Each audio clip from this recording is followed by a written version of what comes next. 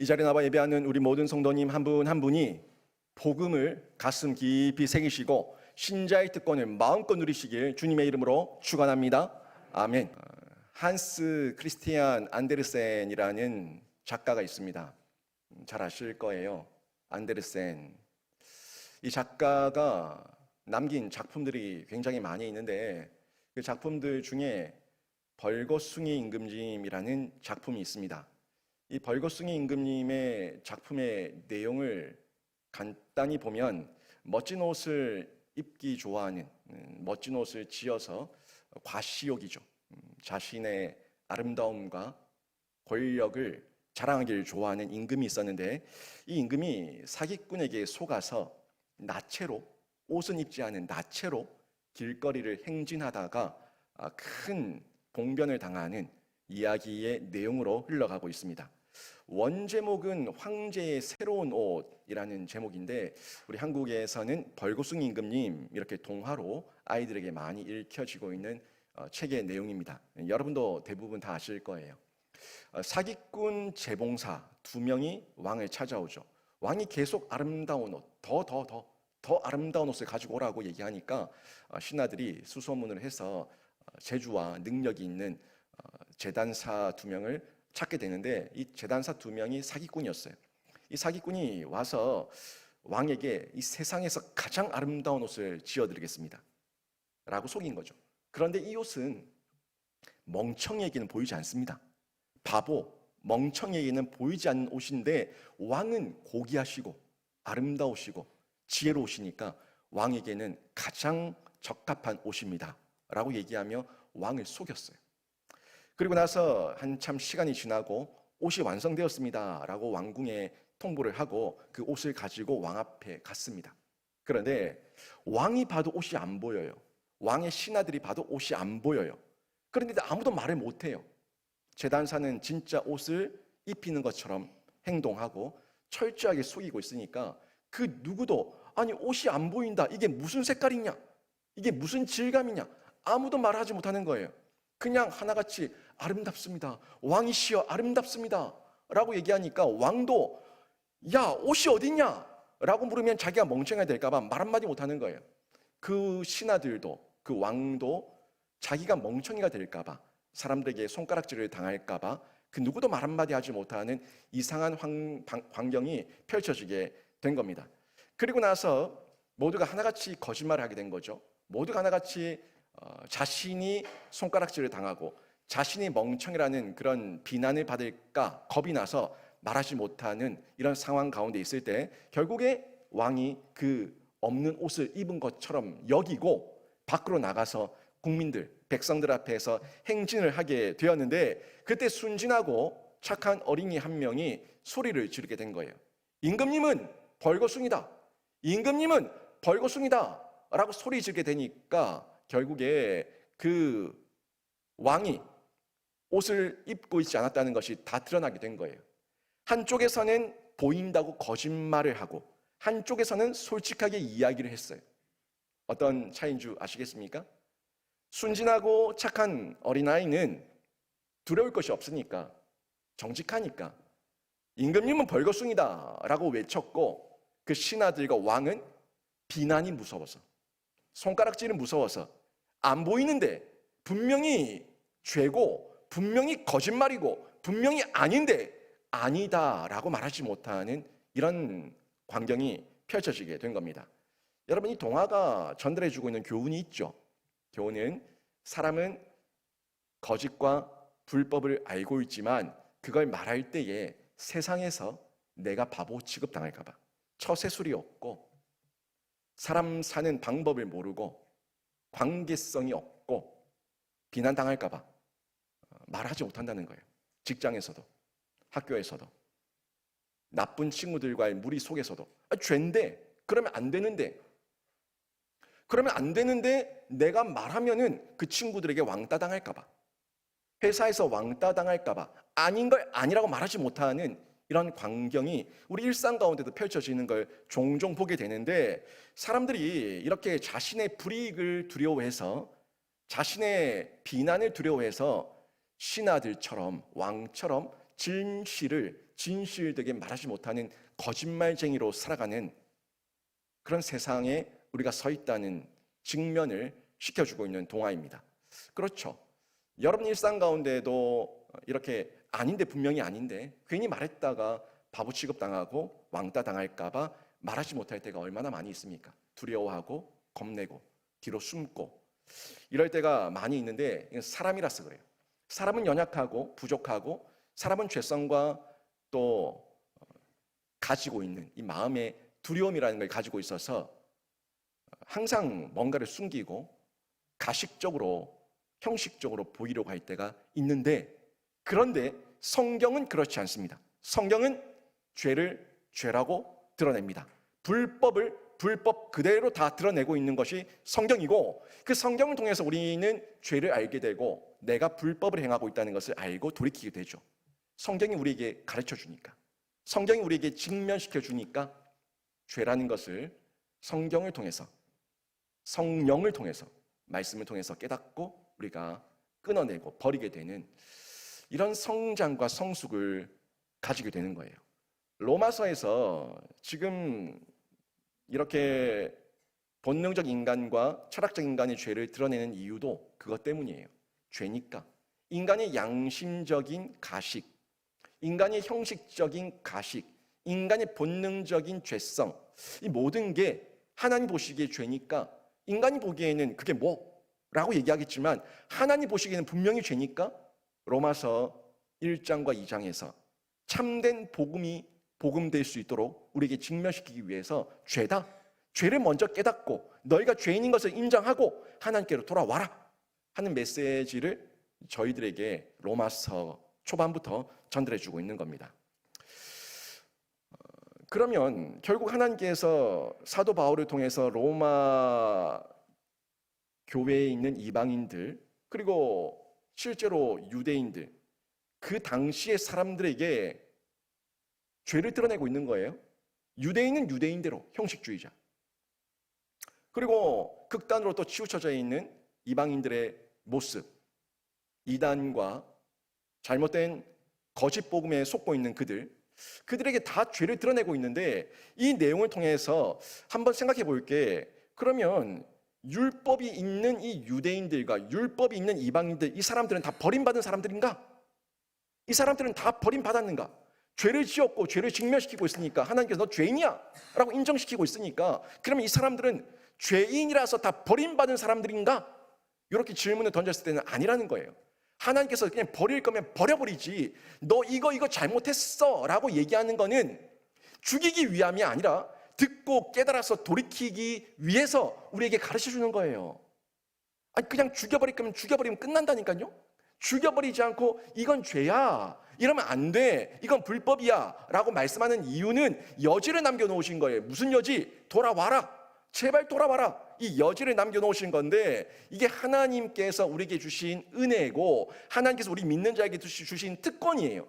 우리 신자들, 그리고 하나님께 먼저 택감받았던 유대인들은요, 하나님께 특권을 받았어요.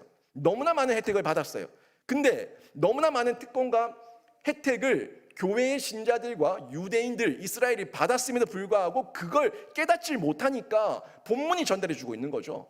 로마서가 전달해주고 있고, 오늘 본문도 마찬가지로 이런 죄가 성경은 드러내고 있고 너희는 이 죄 가운데 있기를 원하지 않는다 하는 메시지를 전달해서 저희들에게 교훈을 전해주고 있는데, 하나님의 선택이, 여러분, 이게 특권입니까? 아니면 저주입니까? 하나님의 선택은 특권이에요. 여러분이 여기 앉아있는 것도 특권이에요. 여러분이 교회의 일원이 된 것도 특권이에요. 여러분이 복음을 받은 것도 특권이에요. 이거 특권입니다. 너무나 큰 특권인데, 특권을 특권으로 알고 선택된 것에 감사할 수 있을 때 이 특권이 선용되는 거겠죠. 하나님께서는 이 복음을 주셔서 우리들에게 그 특권을 가진 자답게 살 것을 요청해 주고 있는데, 유대인들 한번 생각해 보시라고요. 유대인들 같은 경우에 유대인들은 자기들이 선민이라고 얘기했어요. 자신들은 선민이다, 하나님께 선택된 민족이다 라는 그 선민 사상에 꽉 차 있는 사람들인데, 이게 틀린 건 아니에요. 이 사람들이 선민이라는 건 틀린 게 아니라 분명히 선민 맞아요. 선민 맞는데 그런데 그들이 그 선민으로서의 역할을 감당하지 못할 때 그들의 역사를 보면 너무 고달픈 역사를 살았다는 걸 확인할 수가 있어요. 분명히 선택된 백성인데 그들의 역사를 보면 참 이렇게 고달프고 힘들 수가 있을까 하는 생각을 가지게 되는데, 노예 생활과 포로 생활과 여러 가지 박해와 굴욕과 수치를 당했던 역사가 이스라엘의 역사 아닙니까? 400년 동안 애굽이라는 나라에서 노예 생활을 했어요. 젖과 꿀이 흐르는 땅으로 하나님께서 인도하시겠다는 약속을 받고 광야로 나왔는데, 그 광야에서 40년 동안 방황하는 가운데 그 모든 1세대가 광야에서 멸절당했어요. 그리고 가나안 땅으로 들어갔는데, 가나안 땅에 들어가서도 나라를 일구고 살아가는 중에 계속해서 이방 문화에 속고 미혹되고 유혹당해서 하나님의 징계를 끊임없이 당했던 민족 이스라엘이었고, 그리고 이후에 왕이 세워져서 왕국을 만들었지만 또 그 왕들이 바른 왕이 세워지지 않았던 탓에 하나님을 섬기지 않고 우상 숭배하다가 바벨론에 의해서, 메데 바사에 의해서, 아수르에 의해서, 로마에 의해서, 헬라에 의해서 계속해서 고통당하고 침략당했던 민족이 이스라엘 민족이라는 거예요. 여러분, 저희도 성경을 보지 않습니까? 성경을 보면 이스라엘 민족이 분명히 선택된 민족인데 얼마나 많은 고난과 수치와 수욕과 포로와 노예 생활과 어려움과 아픔을 당하는지 저희가 보지 않습니까? 왜 그랬냐고요? 하나님의 선택이 문제였습니까? 아니면 선택된 그들이 선택된 백성답게 못 산 것이 문제입니까? 뭐가 문제예요?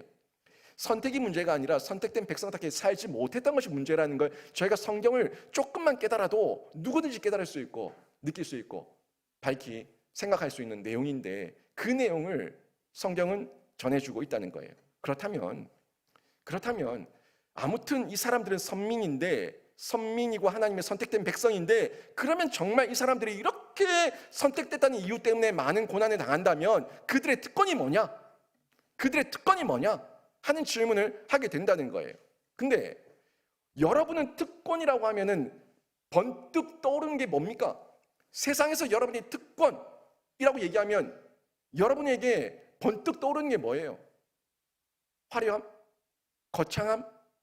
뭐 특별한 대우? 돈? 명예? 권력? 뭐 그런 게 특권이에요?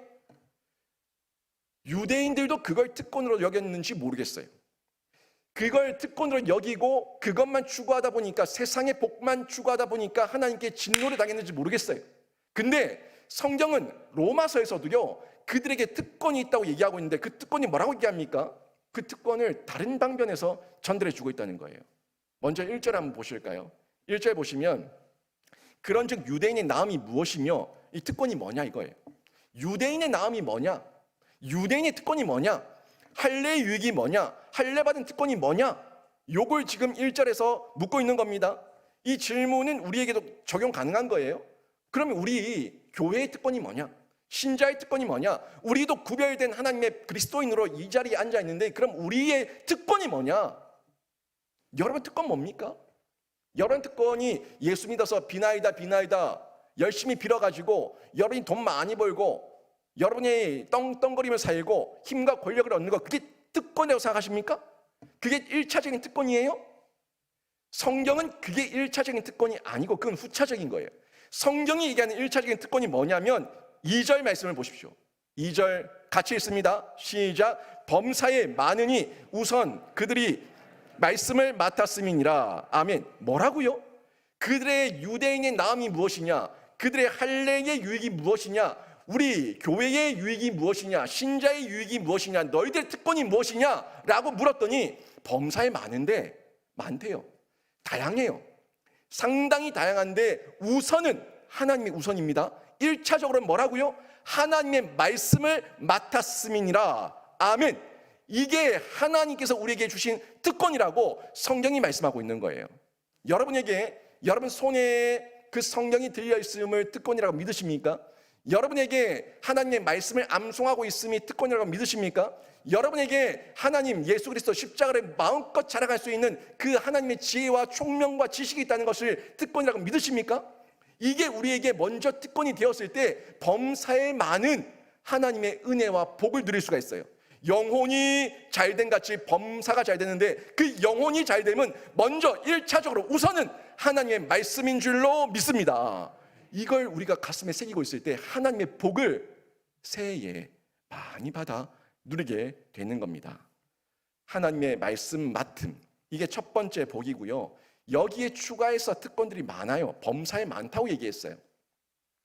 이 특권들을 쭉 나열하고 있는 성경의 대목이 있는데, 로마서 9장 4절에서 5절 말씀을 보면, 로마서, 같은 로마서지만 조금 떨어져 있죠. 9장 4절에서 5절에 보면 우리 믿는 사람들, 그리스도인들, 유대인들의 특권이 뭔가, 말씀을 맡은 것에 더 추가된 특권이 뭔가 하는 부분을 쭉 나열하고 있는데 한번 확인해 보시죠. 9장 4절에서 5절입니다. 보십시오. 그들은 이스라엘 사람이라, 유대인들이죠. 그들은 이스라엘 사람이다. 그들에게는 양자됨과, 특권입니다. 양자됨과 영광과 언약들과 율법을 세우신 것과 예배와 약속들이 있고, 조상들도 그들의 것이요, 육신으로 하면 그리스도가 그들에게서 나셨으니 그는 만물 위에 계셔서 세세의 찬양을 받으실 하나님이시니라. 아멘.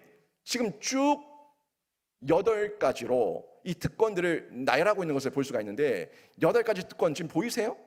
양자됨, 영광, 언약들, 율법 주심, 성전에서 예배하는 것, 약속들, 조상들, 그리고 그 계보, 은혜의 계보, 그리스도의 탄생의 계보의 특권까지. 근데 보세요, 여러분, 이 가운데 우리에게도 동일한 특권들이죠? 거의 대부분이 우리에게 다 주어진 특권이에요. 우리 말씀 맡았어요. 말씀을 받은 우선적인 특권이 우리에게 주어졌고, 양자됨, 영광, 언약들, 율법 주신 성전, 예배, 약속들, 뭐 조상들, 우리에게도 믿음의 선진들이 있으니까 뭐 대부분이 우리에게도 동일하게 주어진 하나님의 언약이고 하나님의 특권인 것을 확인할 수가 있는데, 우리에게, 지금 교회에게, 지금 그리스도인들에게 적용이 가능하다는 거예요. 성경 말씀이 유대인의 나음이 무엇이냐, 할례의 나음이 무엇이냐, 이걸 그냥 그 시대 사람들에게만 적용할 수 있는 것이 아니라 지금 우리에게도 동일하게 세례받은 우리, 하나님을 믿는다고 신앙을 고백하는 우리에게도 동일한 하나님의 선택된 그리스도인에게 주어진 말씀과 특권임을 확인할 수가 있다는 건데, 이 부분을 한번 조금 더 우리식으로 우리에게 적용해서 얘기한다면, 성실하게 교회 다니는 교인의 유익이 무엇이냐, 이렇게 질문할 수 있겠죠. 여러분 하나같이 한 분같이 다 성실하게 성수주의라고 계시니까, 이 성수주의라며 교회를 예배하고 교회에서 섬기는 그 교인의 유익이 무엇이냐라고 물었을 때 여기에 어떤 대답을 할 수 있냐는 거예요. 제가 지금 여기서 신자라고 얘기하지 않고 교인이라고 얘기했어요. 교인. 저는 제가 설교하는 중에 교인과 신자라는 걸 구분해서 얘기합니다. 교인은 그냥 교회에 등록되면 교인이에요. 근데 신자는요, 하나님의 생명책에 기록된 자가 신자입니다. 교회의 교적부에 기록된 자가 아니라 하나님의 생명책에 기록된 자가 신자예요. 제가 쓰는 용어들 가운데 교인과 신자라는 구분을 제가 가지고 얘기하는데, 제가 지금 이렇게 물었어요.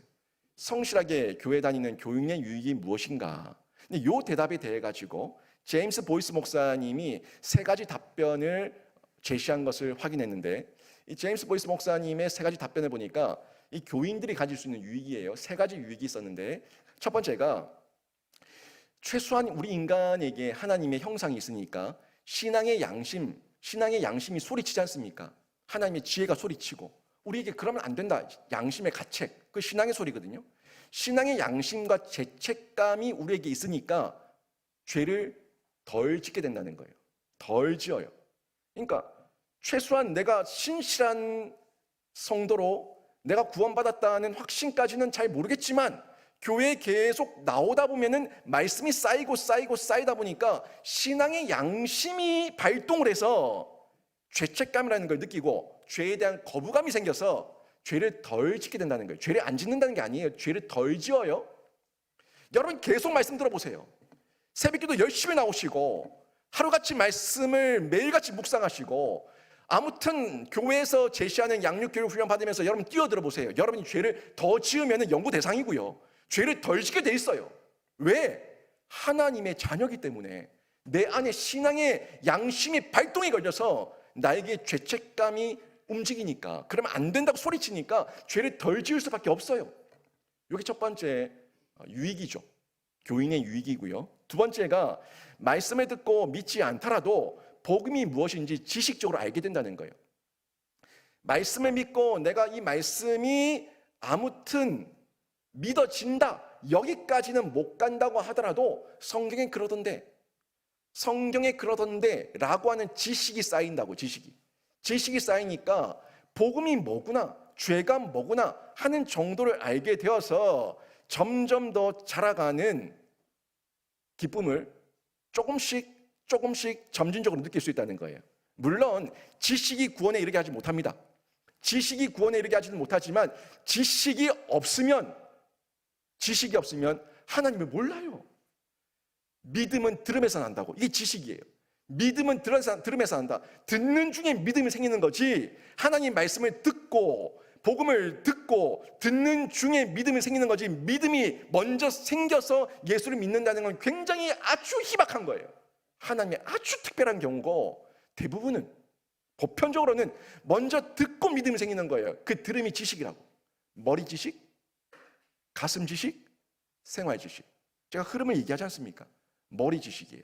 자꾸 지식을 듣게 되는 중에 믿음이 생긴다고요. 아무튼 들어야 돼. 듣는 가운데 구원에 대한 생각과 천국을 사모하고 예수를 사모하는 그 지경이 넓혀지게 돼요. 안 들으면 구원에 대한 생각이 없어요. 여러분 주변에 불신자들 가운데 예수 믿어야 된다, 천국 가야 된다 라고 얘기하면 니나 가라, 나는 지옥 갈란다 라고 얘기하는 사람들 있죠. 그 사람들은 왜 그러냐면 일단 지식이 없어 그래요. 무지한 사람들이에요. 무지. 하나님의 복음에 대한 무지, 지옥에 대한 무지, 천국에 대한 무지, 구원에 대한 무지. 아예 그 생각이 없고 지식이 없으니까 생각 자체를 못하는 거예요. 안타까운 사람들입니다. 근데 우리 교인들은 계속 교회에 앉아있고 말씀을 듣는 중에 이 지식이 쌓인다고요.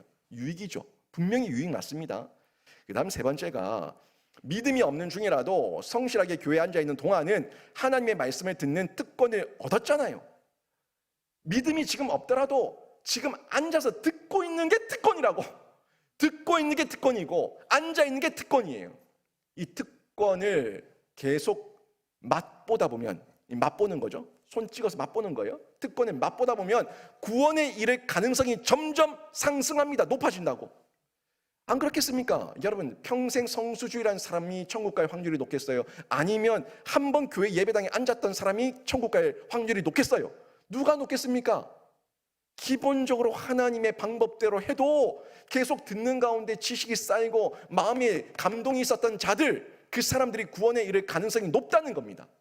이 높여나가는 구원의 확신, 이걸 우리 신자들, 우리 교인들이 가질 수가 있는데, 이런 내용들을 세 가지 특권으로 제임스 보이스 목사님이 제시하는 것을 확인했습니다. 지금은 여러분 말씀을 듣고 있죠.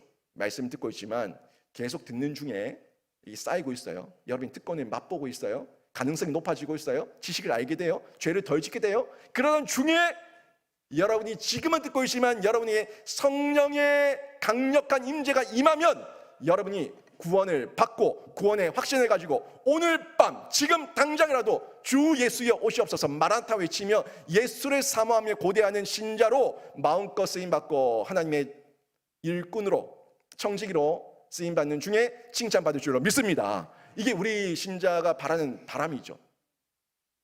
마라나타, 주 예수여 오시옵소서. 언제든지 비록 제가 연약하고 제가 부족하고 제가 지금도 죄인된 모습이 있지만 하나님 말씀을 통해서 제 안에 예수께서 계시고 성령께서 계시고 또 예수 그리스도를 통해서 내가 의롭다 칭함을 받았으니까 예수의 의를 덧입어서 은혜의 보좌 앞에 담대히 나아갈 수 있는 특권과 담력을 제가 가졌습니다. 이 믿음, 확신이에요. 이런 확신과 믿음이 되었을 때 교인이 아니라 신자예요. 신자예요. 하나님 나라의 그 생명책에 기록된 줄로 믿습니다. 이게 유대인들 또 영적 이스라엘이 된 우리 모든 성도들의 특권이라는 거예요. 그런데 문제는 뭐냐면 이런 특권을 받고 특혜를 받고 나서도 고생하는 게 문제예요. 온갖 고통과 고생과 어려움을 다 겪고 있는 거예요. 왜? 뭐 때문입니까? 왜? 왜 교인이 되고 신자가 되고 유대인이 되고 하나님의 선택된 교회가 되었음에도 불구하고 왜 온갖 고통과 어려움과 고난을 다 당해야 됩니까? 하는 이 부분에 대해서 저희가 문제의식을 가지게 되는데, 여러분, 이유는 나를 선택한 하나님께 있지 않습니다. 나를 선택한 하나님께 있지 않고 문제는 나에게 있어요. 내가 배은망덕했어요. 유대인이 배은망덕했어요. 이스라엘이 배은망덕했어요. 여러분, 성경 역사를 보십시오. 하나님의 선택이 잘못됐습니까? 아니면 이스라엘의 변절이 문제입니까? 변절이죠. 배은망덕이에요. 하나님의 은혜와 그 특혜를 잃어버리고 활용하지 않고 감사하지 않았던 것, 이게 문제라는 걸 저희가 성경을 통해서 너무 확실하게 확인할 수가 있다는 겁니다. 특히 2절에서 분명히 얘기했죠. 2절에서 뭐라고 얘기했어요? 하나님의 말씀을 맡았다. 하나님의 말씀을 맡았음에도 불구하고 말씀의 통로로 쓰임받지 못하고 말씀을 흘려보내지 못하고 가둬버렸어. 우리만 선택된 백성이고 저 이방인들은 지옥의 땔감이다. 다 죽여야 된다. 다 죽어서 지옥의 땔감이다 라고 여기니까 그들이 고여서 썩었어요. 썩고 물고기가, 생물이 살 수 없는 웅덩이가 되고 말았습니다. 하나님의 은혜, 특권 받았지만 활용하지 못했어요. 배은망덕이죠. 분명히 아브라함을 선택하셔서 너는 복이 될지라 라고 말씀하셨던 그 복은 아브라함이 복의 근원이 아니라 하나님의 은혜와 예수 그리스도께 연합되고 접속되어서 흘려보내는 복의 통로가 되라는 거예요. 분명히 그렇게 은혜를 입혀주셨는데도 불구하고 사명을 감당하지 못하니까 그 아브라함의 후손들이었던 이스라엘이 고난의 역사, 치욕의 역사, 부끄러운 역사를 가지게 된 겁니다. 하지만 하나님께서 우리를 이렇게 책망하시고 징계하시지만 하나님의 신실하심은 전혀 변함이 없습니다. 지금 이 내용을 사도 바울이 전달하고 있는 거예요. 앞부분에서 유대인의 나음이 무엇이냐, 할례의 나음이 무엇이냐, 교회의 나음이 무엇이냐라고 얘기하는 가운데 너희가 고통당하고 있냐? 그래서 너희가 죄를 더 짓냐? 하나님이 신실하지 않으시냐? 하나님이 우리를 버리셨냐? 하나님 불법하시냐? 그럴 수 없다. 이 내용을 쭉 이어서 8절까지 변증하고 있는 내용으로 펼쳐지고 있는데, 우리 하나님 신실하신 하나님이세요. 말씀하신 대로 복 주시고 말씀하신 대로 우리를 이끌어 가시고 우리에게 넘치는 은혜를 더하시는데, 오늘 질문과 답으로 사도 바울이 이 내용을 끌어가고 있어요. 먼저 볼까요? 3절과 4절에 보면 첫 번째 질문이 나오는데 첫 번째 질문과 답이 나와요. 이 내용을 보면 하나님의 신실하심에 대한 문제를 질문과 답으로 제기하고 있습니다. 한번 잘 들어보세요. 3절 4절 먼저 보십시오. 어떤 자들이 믿지 아니하였으면 어찌하리요? 이 질문이에요. 어떤 자들이 믿지 아니하였으면 어찌하리요? 그 믿지 아니함이 하나님의 미쁘심을 패하겠느냐? 질문이에요. 그럴 수 없느니라. 4절에서 그럴 수 없다고 답이 나오죠. 사람은 다 거짓되되 오직 하나님은 참되시다 할지어다. 기록된 바 주께서 주의 말씀에 의롭다함을 얻으시고 판단 받으실 때에 이기려 하심이라 함과 같으니라. 아멘. 지금 쭉 보시면 3절은 질문, 4절은 답변으로 나오는 걸 확인할 수가 있는데, 3절의 질문을 좀 보면 그 사람들이 믿지 않는데, 이 유대인들이 믿지 않는데 하나님은 신실하다고 얘기하는데 그 신실한 하나님께 선택된 사람들이 믿지도 않고 신실하지 않으니까 아무리 좋은 말씀을 그들에게 줘본들, 맡겨본들, 말씀을, 복음을 맡겨본들, 그들이 맡아본들 누리지 못하고 깨닫지 못하니까 무슨 유익이 있고 무슨 혜택이 있냐? 요 얘기를 하고 있는 거예요.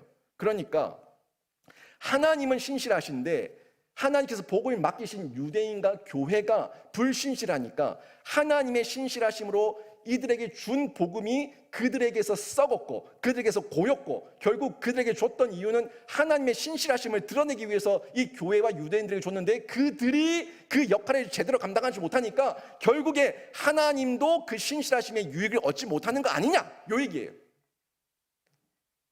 장사하라고 돈 줬는데 돈 줬던 아들이 돈을 다 탕진했어요. 그러니까 돈 준 아빠도 같이 망하는 거 아니냐, 요거예요. 요 얘기예요.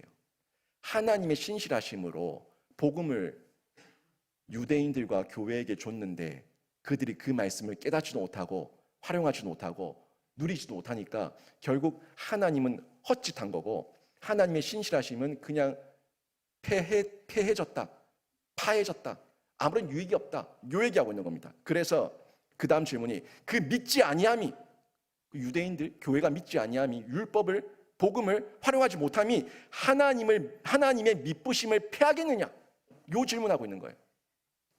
거기에 대한 답이 뭡니까? 결코 그렇지 않다. 결코 그렇지 않다. 사람들은 다 거짓되지만 하나님은 신실하시다.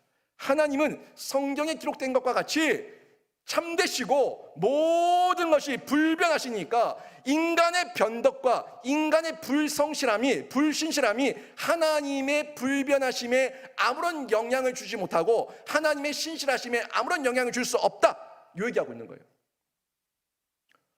아빠가 부자인데, 아빠가 어마어마한 부자인데 아들에게 일부를 돈 줘서 사업시켰는데 아들이 망해서 아빠도 같이 망했다면 아빠 부자 아니에요. 아빠가 전지전능한 하나님인데 아들에게 일부의 특권과 특혜를 줬는데 그 아들이 특혜와 특권을 다 까먹고 다 실패했다고 아빠가 전지전능함을 빼앗겨버린다면 하나님 아니에요. 그러니까 사람은 다 거짓되지만 하나님은 불변하시고 하나님은 참되시고 하나님은 전지전능하시고 하나님은 신실하시기 때문에 인간의 변덕스러운 그 불신실함 때문에 하나님께 아무런 영향을 끼칠 수 없다, 이 얘기를 4절에서 못 박아서 사도 바울이 전달하고 있는 것을 볼 수가 있습니다. 실제로 그렇죠. 변한 건 하나님이 변한 게 아니라 사람이 변한 거예요. 밤하늘에 여러분 그 하늘을 바라보면 별들이 굉장히 많잖아요.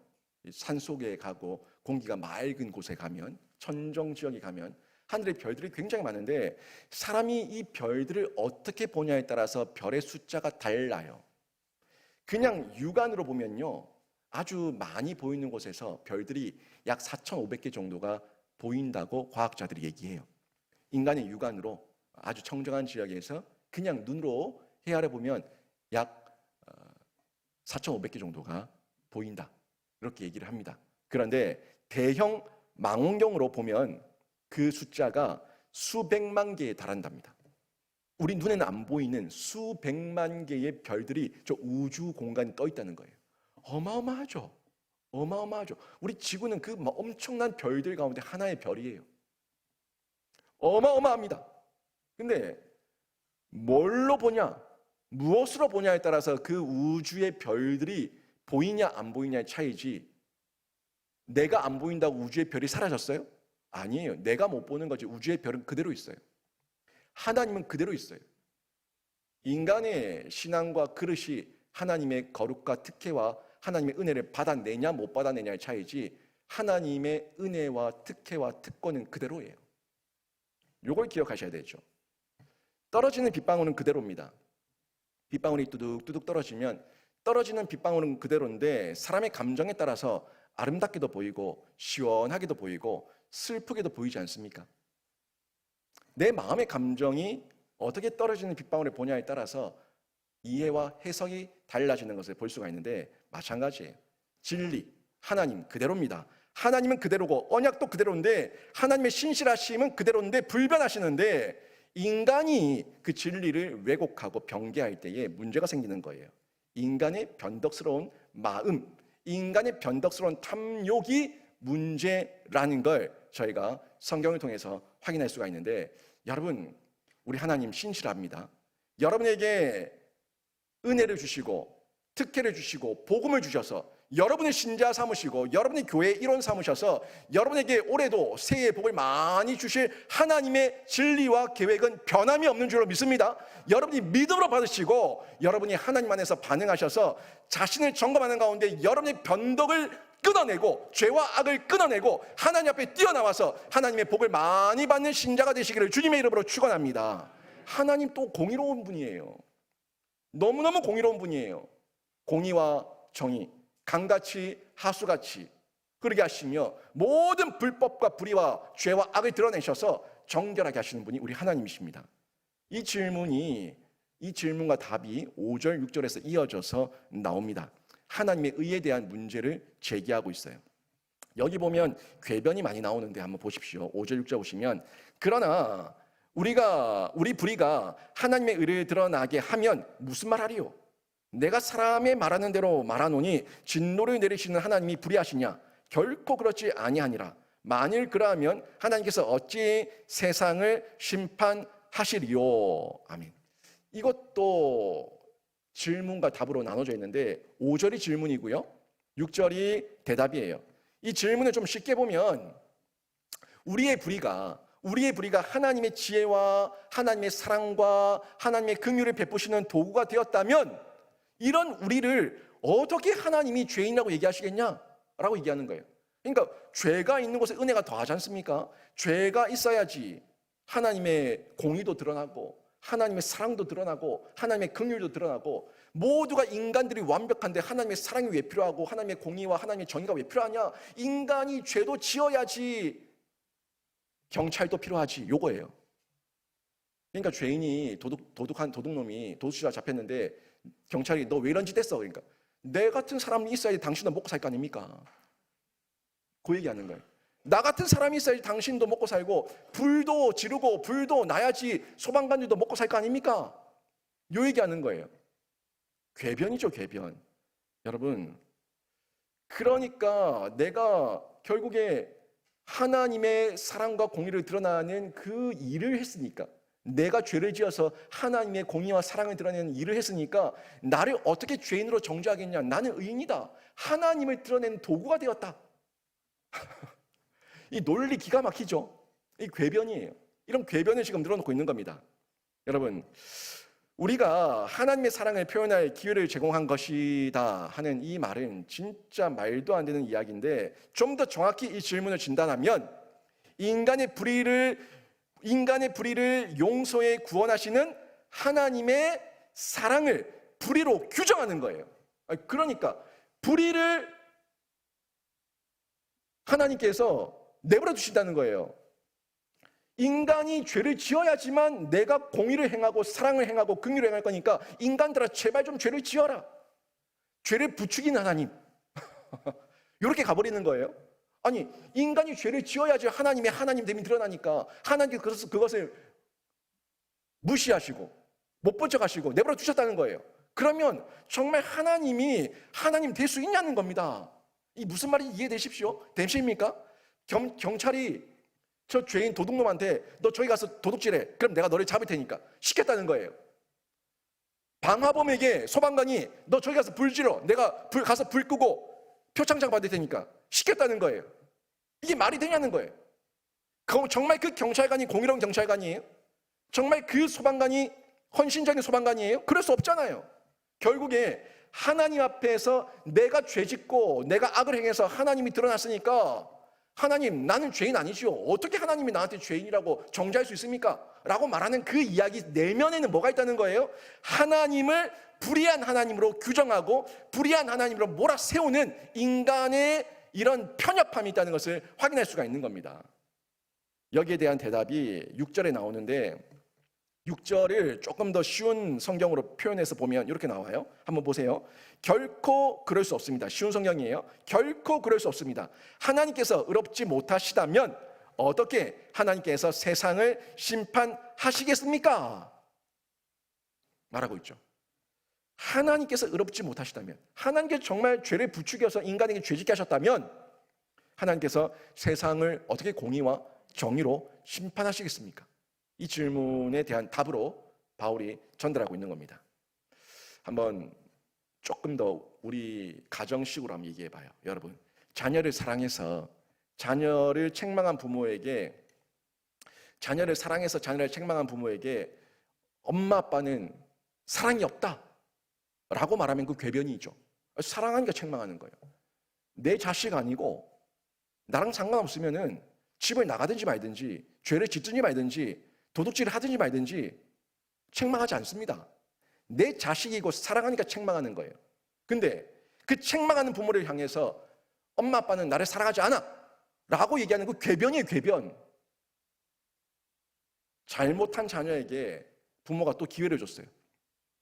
집 나갔다가 다시 집에 들어오고, 잘못했다가 용서를 구하고, 자신의 어떤 죄와 악을 인정하고 앞으로 그러지 않겠습니다 라고 고백했어요.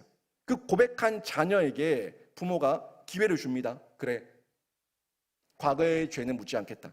하지만 앞으로 정말 우리 잘해보자. 기회를 줬어요. 기회를 줬는데 그 기회를 준 부모가 자녀를 망친 부모입니까? 자녀를 망친 부모고 불의를 행한 거예요? 처음부터 자녀를 완전 정죄해서 끊어내고 호적에서 파버리고 죽여버렸어야 되는데 또 기회를 왜 주냐? 실수할 거 뻔히 알면서 또 기회를 왜 주냐? 사랑해서 기회 준 부모가 불의한 겁니까? 사랑해서 기회 준 부모가 불법을 행한 거예요? 궤변이라는 건 궤변. 다 궤변이에요. 하나님께서 우리를 사랑하셔서 용서해 주셨어요. 하나님께서 우리를 사랑하셔서 또 한 번 기회를 주셨어요. 하나님께서 우리를 사랑하셔서 그 우리의 죄와 악 가운데서 하나님의 사랑과 공의와 긍휼을 드러내시고 또 한 번 기회의 은혜, 도전할 수 있는 은혜, 새롭게 시작할 수 있는 은혜를 주신 거예요. 그 하나님을 향해서 하나님을 드러내게 하는 죄를 내가 범했으니까 나는 의인입니다. 또 저에게 그 기회를 주신 하나님 때문에 제가 또 죄를 지었으니까 하나님은 불법한 자입니다. 불법한 하나님입니다 라고 말하는 것 자체가 딱 궤변이고 말도 안 되는 소리라는 겁니다. 그 내용을 지금 하나님의 공의에 대해서 5절, 6절이 전달해주고 있는 건데, 우리 하나님, 우리를 창조하신 분이에요. 우리를 만드신 분이에요. 결국에 최종적으로 심판하실 분입니다. 알파와 오메가라고요. 모든 것을 다 아시는 처음과 마지막인 우리 하나님께서 다 아시는데 그 가운데서 하나님께서 기회 주심과 하나님의 사랑과 긍휼과 은혜로 덮어주심은 절대 불의와 불법이 아니에요. 왜? 아직 마지막이 오지 않았으니까. 마지막 때에는 하나님의 공의와 하나님의 정의가 물같이 강같이 흐르고 모든 것을 드러내게 하실 거니까 아직 끝이 아니니까 이런 궤변은 말도 안 되는 거예요. 여러분 지금 죄 짓고 있는 가운데 안 죽으니까, 지금 죄 짓고 있는 가운데 그냥 살만 하니까 계속 죄 짓고 하나님을 떠나 있습니까? 그래서 하나님을 무시합니까? 나 같은 사람도 있어야지 목사도 설교하고, 나 같은 사람도 있어야지 우리 성령님도 바쁘시게 일하지, 그런 마음으로 죄와 악을 짓습니까? 그 자만이, 그 교만이 마지막 최종 심판 가운데 더 큰 죄와 악과 하나님의 징계와 심판을 받게 된다는 거예요. 그런 궤변은 우리 입에서 나오면 안 돼요. 7절, 8절은요 6절에 이은 바울의 부연 설명입니다. 5절이 아까 봤던 궤변이죠. 내가 죄를 지어서 하나님의 사랑과 공의와 정의를 드러내게 했으니까 나는 죄인이 아니다 라고 하는 이 궤변인데, 이 궤변에 대한 반박이 그 예가 7절에서 사도 바울이 추가적으로 얘기하고 있어요. 7절 보십시오. 그러나 나의 거짓말로 하나님의 참되심이 더 풍성하여 그의 영광이 되었다면 어찌 내가 죄인처럼 심판하리요? 요 이야기를 바울이 자기가 이게 말이 되냐고 생각하냐? 라고 질문을 하나 만들어서 얘기하고 있는 거예요. 너 지금 그런 말을 하는데 너희 이방인들 가운데서 이런 이상한 생각을 가지고 있는 자들이 있고 이런 질문하는 자들이 있는데, 그러면 정말 나 자신의 거짓말로 하나님의 참되심이 더 풍성해지고 인간의 죄, 인간의 거짓말로 하나님의 참되심이 더 풍성해지고 하나님의 영광이 되었다면 어찌 내가 죄인처럼 심판을 받으리요? 이런 말을 하는데 심판 받는다. 너희는 심판 안 받는다고 얘기하는데 심판 받는다. 너희들의 거짓말 하나님의 참되심을 드러낸 거 아니야. 이 얘기하고 있는 거예요. 지금 5절의 궤변적 질문에 대해서 그 예를 들어서 다시 얘기하고, 바울이 질문으로 얘기하고 8절에서 꼭 꼬집어가지고 그 반문에 대한 대답을 얘기하고 있는데, 그 대답이 이 반문이에요. 반문, 반대되는 질문 속에 포함되어 있어요. 8절 보십시오. 8절 보시면 8절 앞부분에 또는 그러면 선을 이루기 위하여 악을 행하자 하지 않겠느냐? 너희 말대로라면 너희가 하나님의 의를 드러내고 하나님의 공의를 드러내고 하나님의 선하심을 드러내기 위해서 우리가 더욱더 악을 행하자, 우리가 더욱더 죄를 열심히 짓자라고 말하지 않겠느냐? 라는 거예요. 여러분 정말 우리가 세상 나가서 죄 많이 지어서 하나님의 선하심과 긍휼하심과 우리 성령님 예수님 더 바쁘게 만들고 우리가 하나님 더 영광 드러낼 수 있다면 죄 지으세요. 그건 궤변이라고요, 궤변. 다 잘못된 논리예요.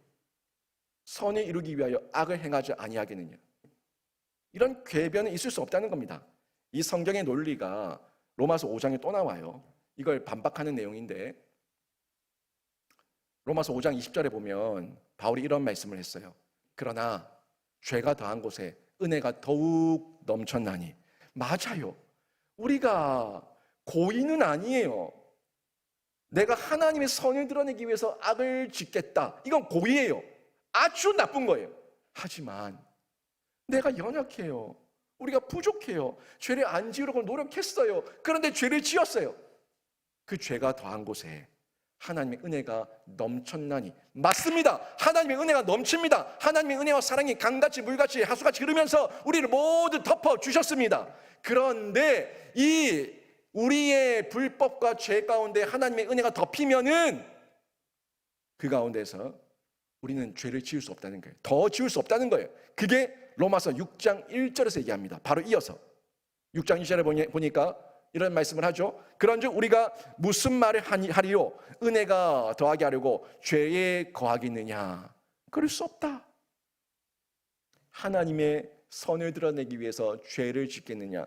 하나님의 은혜를 더하기 위해서 죄를 짓겠느냐? 그럴 수 없다 하는 이 고백을 바울이 하고 있는 겁니다.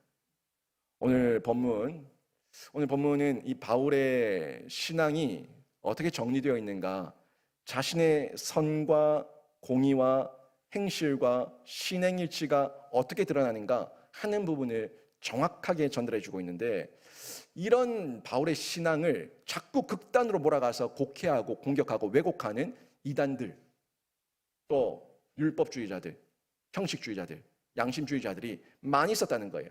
그에 대한 바울의 대답이 8절 하반절에 나오는데, 오늘 본문 8절 하반절에 이렇게 나오죠.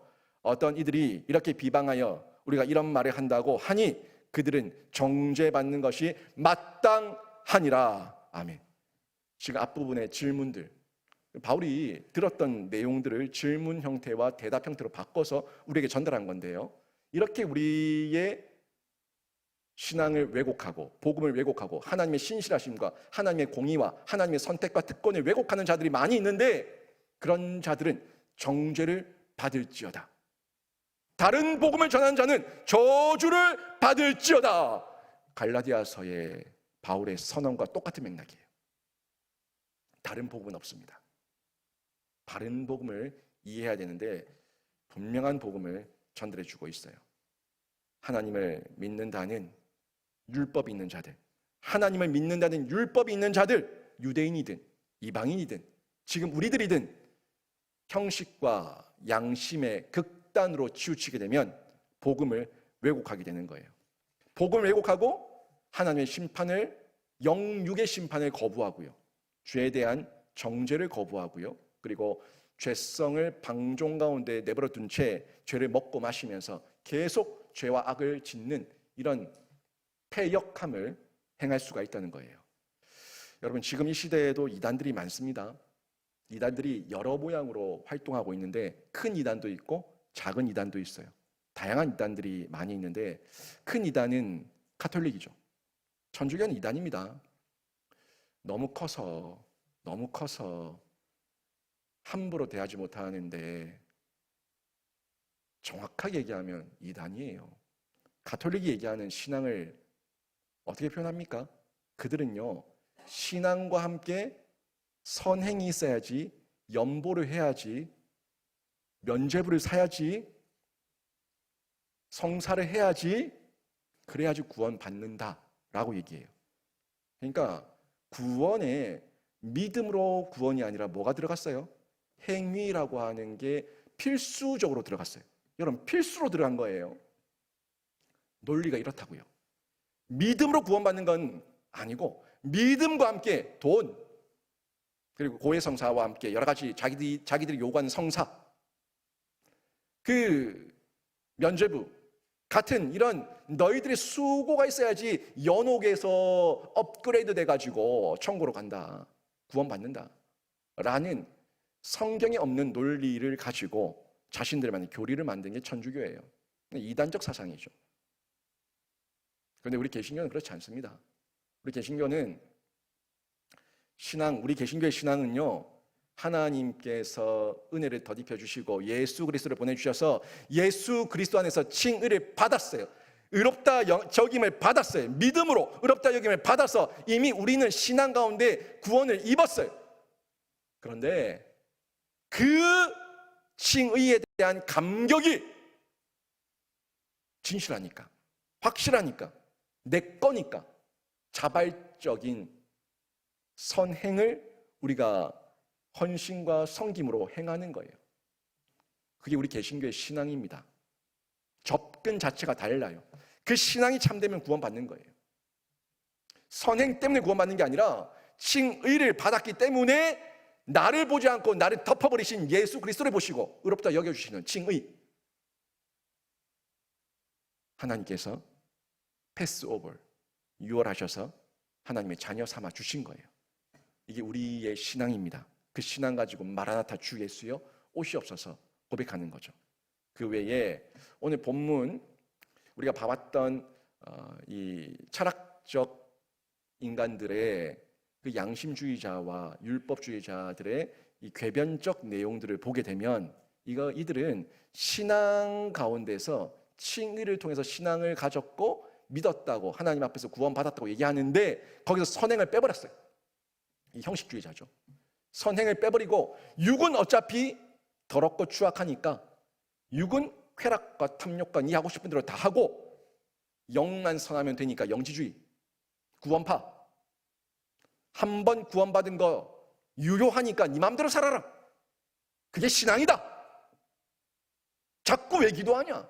왜 자꾸 기도하냐? 왜 자꾸 예배하냐? 왜 자꾸 하나님 앞에 나가서 헌신하고 봉사하고 수고하냐? 너 그렇게 자신이 없냐? 한 번 구원받았으면 된 거지. 너 신앙 너무 약하다.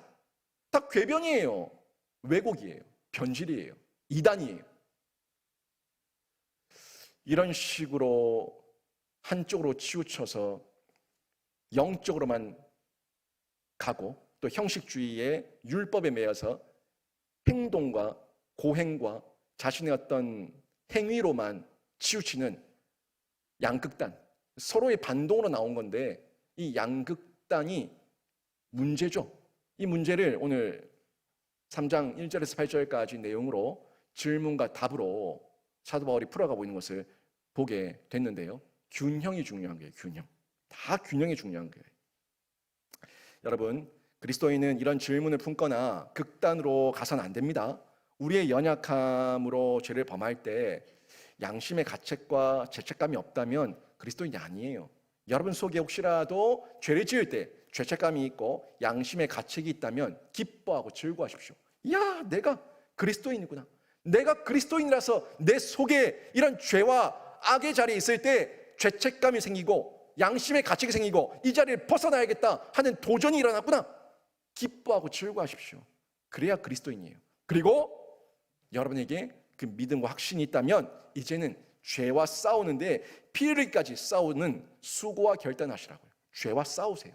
죄와 싸워서 죄에게 지지 말고 전신갑주를 입고 죄와 싸워서 피 흘리기까지 싸우는 가운데 수고하며 결단하는 가운데 여러분의 의지를 강화시켜 나가셔서 끝까지 승리하십시오. 그리고 세상을 향해서 그 겁 많은 신하들과 왕처럼 없는 데 있다고 거짓말하지 말고 죄인데 죄라고 말하지 못하는 그런 비겁자가 되지 말고 죄는 죄라고 얘기하고 불법은 불법이라고 얘기하고 아닌 건 아니라 얘기하면서 죄를 드러내는 중에 하나님의 영광을 드러내고 하나님의 신실하심과 공의를 드러낼 수 있는 그런 신자가 되시기를 바랍니다. 로마서가 그 얘기하고 있는 거예요.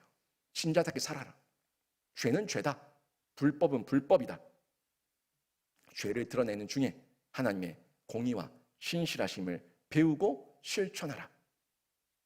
자신감과 담대함을 가지고 너를 구원하는 건 하나님이고 복음이고 최종 심판자도 세상이 아니라 하나님이다 하는 명확한 진리를 우리에게 전달해 주고 있습니다. 여러분, 하나님 앞에서 어린아이의 심령으로 새 마음을 받으세요. 올 새해 새 마음을 받으셔서 여러분 죄는 죄라고 여러분 안에 먼저 외치시고 세상을 향해 외치시고 여러분 가족들을 향해 외치시고 죄를 소리치는 가운데 죄를 끊어내고 버리고 그리스도인으로 온전히 쓰임 받기를 바랍니다. 오늘 말씀 정리하면 하나님의 선택은 특권입니다. 분명한 특권입니다. 하나님의 선택받은 특권 때문에 고난당한다는 그런 원망 버리시고 하나님의 특권 때문에 내 안에 죄책감이 있구나, 양심의 가책이 있구나 기뻐하시고, 하나님의 신실하심은 불변한데 내가 변덕스럽구나 하는 걸 깨달으시고, 하나님의 공의와 심판을 늘 기억하는 가운데 결국에 모든 최종 심판 하나님께서 내리실 거라는 코람데오의 정신을 가지고 여러분 바른 복음 붙드셔서 죄를 알고 끊어내는 그리고 버리는 신자로서 복음의 특권을 많이 누리시기를 주님의 이름으로 축원합니다. 아멘.